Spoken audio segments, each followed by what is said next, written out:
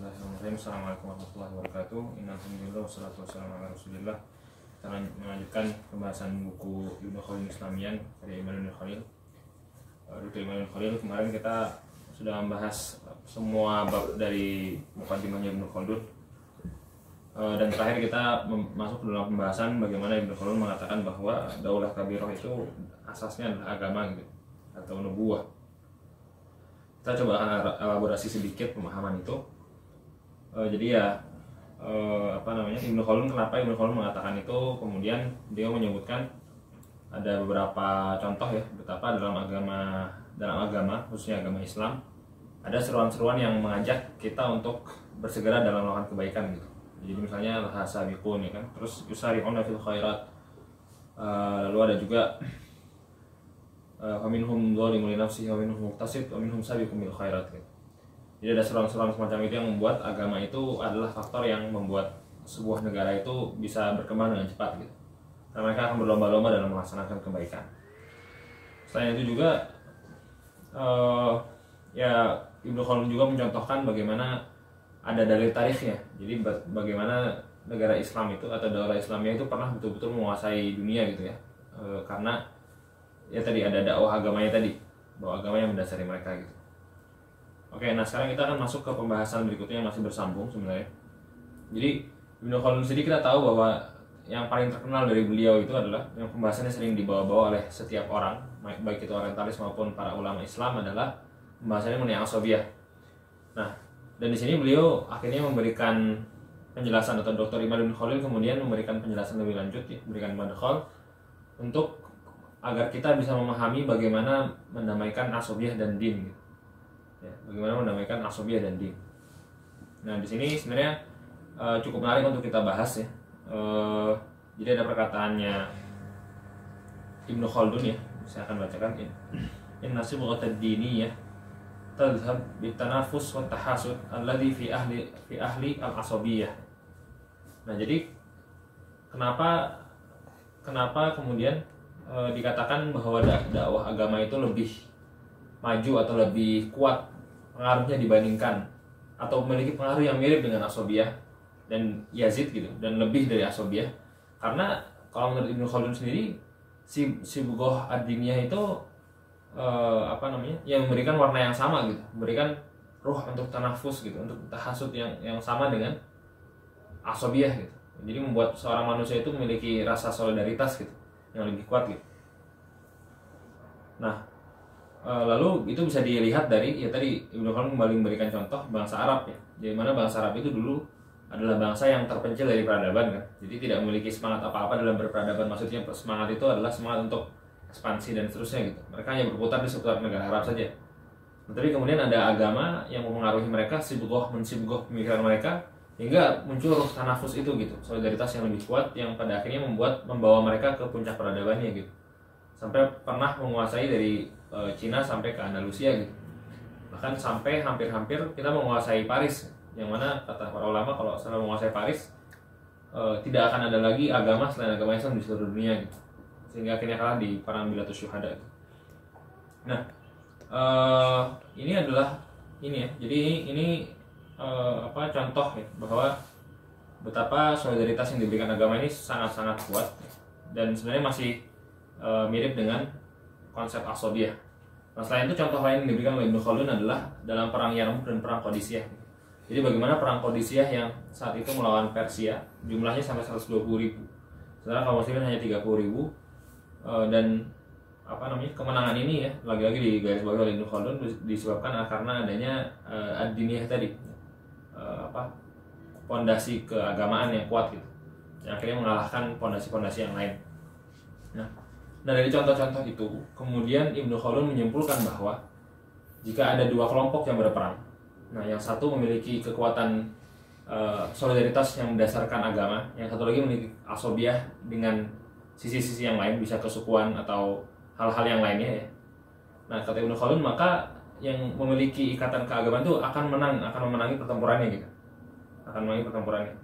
Nah, jadi dalam peperangan itu ya, kita bisa melihat siapa yang menang itu pertama-tama dari sudut itunya gitu.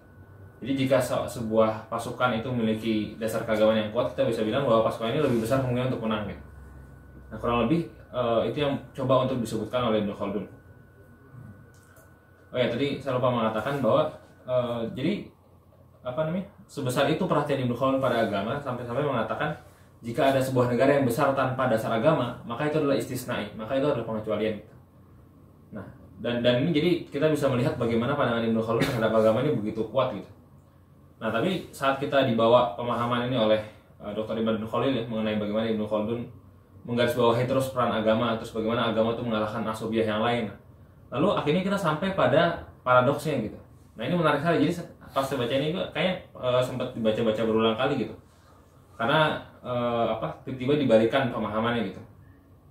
Nah, jadi setelah Ibnu Khaldun mengatakan sedemikian, lalu Dr. Ibnu Khalil kemudian mengatakan, wa hadza al-mawqif khatir li'annahu ragma ta'kidat Ibnu Khaldun al-mutakarrirah 'ala al-'asabiyyah wa iqamati aqsami wasi'ah min nadhariyatihi 'ala qawa'idiha fa innahu huna yufawwiqu ad-din 'alayha wa ja'alahu sahibul fa'iliyyah al-ula fil ghalabati siyasiyah wal fi'lu tarikhi umuman. Nah, jadi kan ini ya, akhirnya memberikan satu kekhawatiran tersendiri gitu. Saat Ibnu Khaldun yang berulang-ulang ngomong tentang asobiah, tapi saat mengedepankan agama dibandingkan asobiah, jadi seolah-olah semua kehidupan dunia ini unsur utamanya adalah agama. Nah, ini kan agak mengkhawatirkan ya, karena kalau kita lihat dari misalnya dari sisi politik gitu ya misalnya. Ya sehingga semuanya itu atau inilah sebenarnya yang lebih jelasnya itu adalah misalnya perang gitu. Nah, sehingga bisa dikatakan bahwa perang itu unsurnya adalah agama gitu. Kalau kita memakai pemahaman yang parsial gitu dari Nadhariyah atau dari teorinya Ibnu Khaldun kan gitu kan.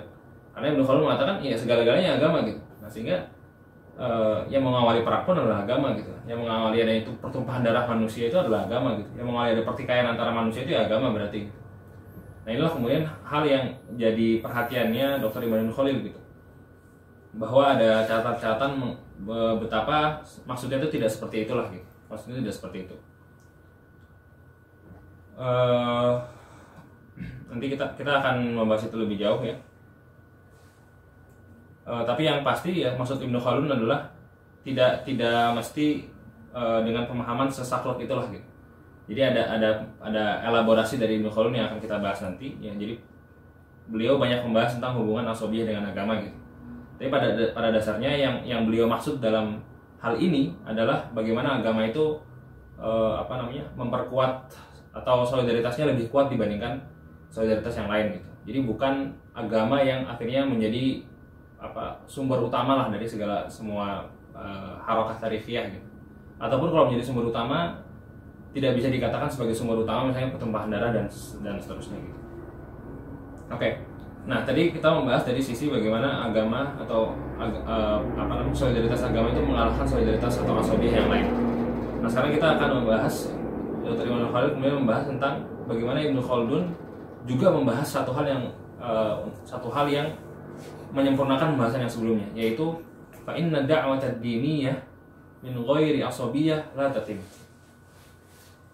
Fa inna ad-da'wat ad-diniyah min ghairi asabiyyah la tatim. Jadi meskipun tadi dikatakan bahwa agama itu adalah sesuatu yang akhirnya mengalahkan asabiyyah dari berbagai sisi ya, terutama yang paling vulgar adalah dalam peperangan.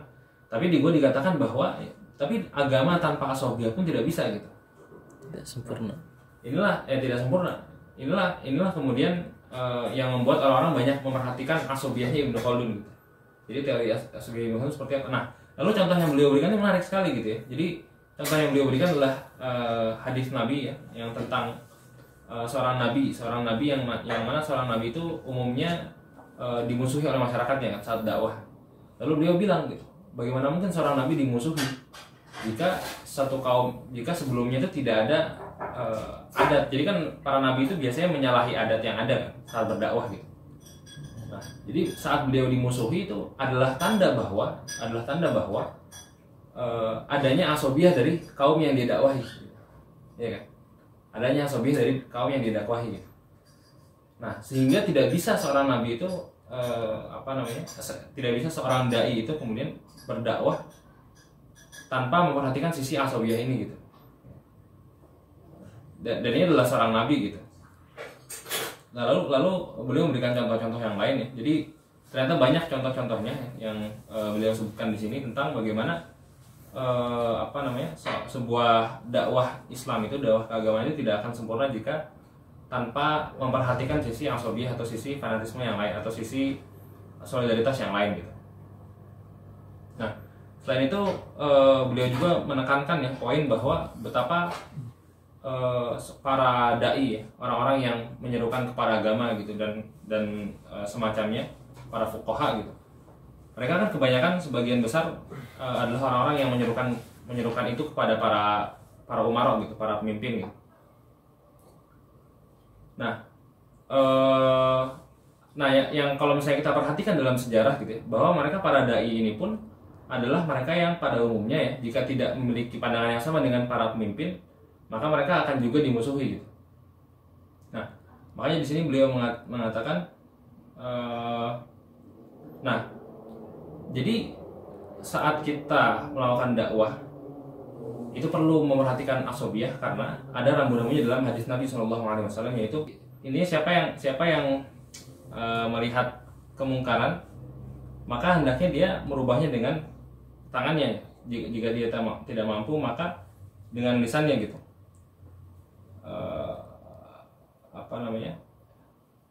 Terus fa'ilam yastati fa biqalbihi gitu.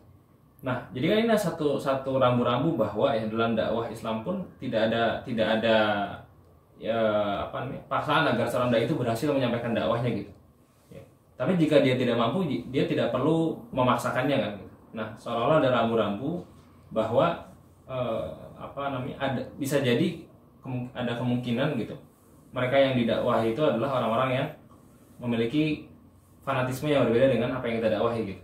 Nah, ini maksudnya kenapa kita harus atau kenapa dakwah diniyah itu tidak sempurna tanpa pemahaman tentang asobiyah gitu. Nah, oleh karena itu ini menarik sekali untuk kita bahas lebih lanjut ya. Betapa kemudian mereka yang mendakwah Islam ya, yang kata Ibnu Khaldun di sini, yang jika Allah mau maka Allah akan menangkan mereka gitu. Ya, tapi kemudian tidak bisa tanpa memperhatikan asobiyah gitu. Dan yang menarik adalah sisi ini justru menjadi salah satu sisi mukjizatnya dakwah. Bagaimana Islam itu ya, konstruksinya membuat seorang dai itu tumbuh gitu dalam usahanya dalam melaksanakan dakwah gitu. Nah, dan asobiyah adalah salah satu faktor yang akhirnya membuat seorang dai itu tumbuh dalam prosesnya gitu. Nah, jadi inilah hubungan dari asobiyah dan juga dakwah diniyah yang disampaikan oleh Ibnu Khaldun. Pikir ini bisa kita gali lebih lanjut. Tapi saya kira cukup sekian untuk hari ini hubungan antara dakwah diniyah dengan asobiyah. Kita lanjutkan besok insyaallah. Terima kasih. Wassalamualaikum warahmatullahi wabarakatuh.